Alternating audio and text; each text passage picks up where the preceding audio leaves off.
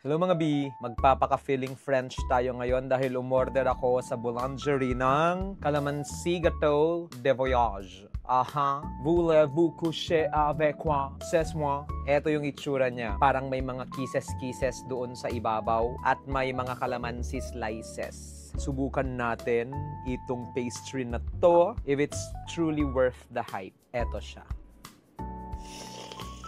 Lalaway na ako. What a pleasant surprise. Sarap niya. Interesting. Matamis, pero may aftertaste na maasim from the calamansi. Napaka-pleasant ng texture ng cake. Airy and fluffy. Parang meron siyang feeling dito na, I think, parang Bavarian feeling. Tapos sa taas, may parang Swiss meringue. Swiss meringue. Kakaiba kasi medyo maasim.